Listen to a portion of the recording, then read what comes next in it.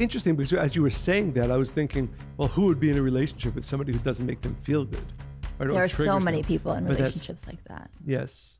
Yes, I'm sure that, yes, we've seen people like that. But I guess it seems so basic, but unfortunately, maybe not a constant assessment. When Well, it I'm didn't around start them, that way, probably, right? Yeah, you would hope. So when I'm around them, does it bring out the better parts of me? Or when I'm around them, does it bring out the worst parts of me?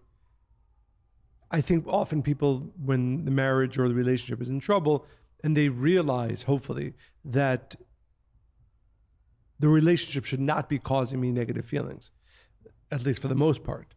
And right, it is unfortunate how too often, not early enough, do we ask that question. But the people in the relationship ask the question. When I'm around them, do I feel my best or my worst? Best, exactly. Yeah. Another great question, and I think this is interesting too, is do they challenge you? Do they listen deeply? Do they ask you about your past, your day, your opinions, your dreams? So I know those are different questions, but they're all in terms of being interested in the other. What was the first one? Do they challenge you? And I think that a lot of people misunderstand that, because we've talked about this, and I want to get into this in a little bit about soulmate relationships. You know, I think that even just, and I don't want to answer the soulmate part now, but even in relationships, people think that they are successful if they're problem free or it's relatively easy. And of course you should be compatible and you should get along, and all that's important. But this idea of being challenged, it's actually the remedy for not being bored in a relationship, right? But explain what you mean by being challenged. You don't mean arguing, right? Unfortunately, there are a lot of people who argue with their spouses or their partners. No, I mean asking questions, pushing back, like you would if you were really curious and discovering something, really interested in something, right? So like you would, I will use the example of a child.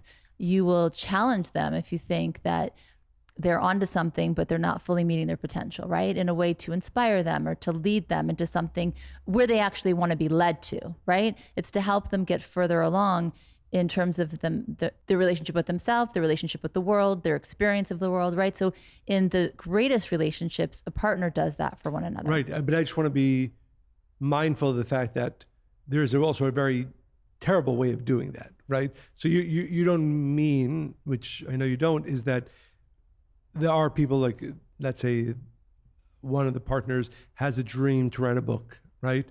And their partner says, oh, that's stupid, or... Well, that's not challenging, that's well, mean. It is challenging. No, that's not at all challenging. That's just being cruel and a bit of a bully. My point is, clearly there's a no bad challenge way to isn't. challenge. I think challenge wouldn't be like, well, you know, if you do that, you might hit this obstacle, and that's discouraging. Challenging is saying, I believe in your potential, and I think that your potential is even far greater than maybe you even recognize it to be. How can we do that? And it doesn't even have to be about that person. It could be about something in the relationship or in terms of how they relate as a couple to life, right? But it has to be coming from a place of real love.